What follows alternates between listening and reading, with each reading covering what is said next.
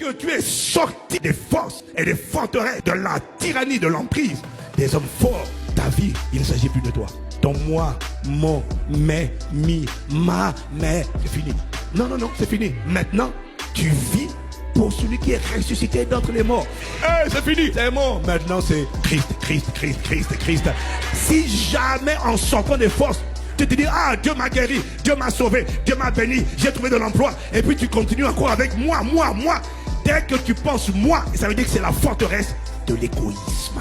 Dès que ce système de pensée, de l'égoïsme et de l'égocentrisme se trouve encore en toi, alors qu'hier tu as été délivré, ça veut dire que sans que tu t'en rendes compte, Satan t'a déjà remis le grappin dessus. Quand tu es sorti, c'est pour désormais accomplir le but pour lequel tu as été créé. Et la bonne nouvelle, mon frère, c'est que le but, on ne le choisit pas. Il est imposé.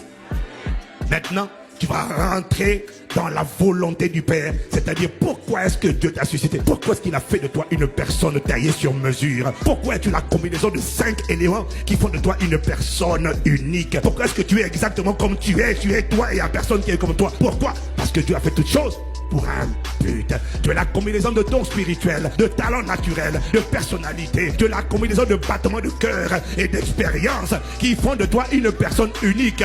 Pourquoi? Parce que Dieu t'a créé pour éclairer un certain type de personnes, pour briller dans un certain type de domaine. Tu es unique, taillé sur mesure pour un but. Et laisse-moi te dire en parenthèse que tant que tu ne l'accompliras pas, tu ne seras pas heureux. C'est pas le mariage qui va te rendre heureux, c'est l'accomplissement du but. Et lorsqu'on accomplit le but pour lequel on a été créé, qu'on est juste heureux.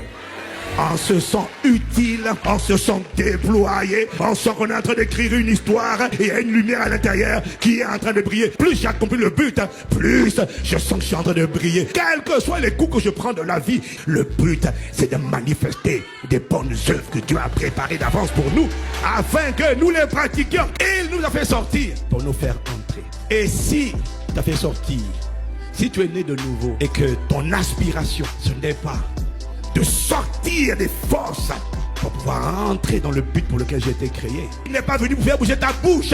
Non, avec de parler en langue. Il est venu pour plus que ça. Il est venu pour prendre des rênes, prendre des commandes. Et à travers toi, il va maintenant aller dans les sphères d'influence de la religion, de la politique, de l'économie, des médias, de l'éducation, de la culture, du sport, du divertissement. Et il veut se montrer dans ces sphères d'influence à travers toi. Il ne veut pas t'envoyer pour travailler. Il veut t'envoyer dans ces sphères d'influence-là pour changer les valeurs, changer les systèmes et enseigner aux nations à observer ce qu'il t'a appris. Oh.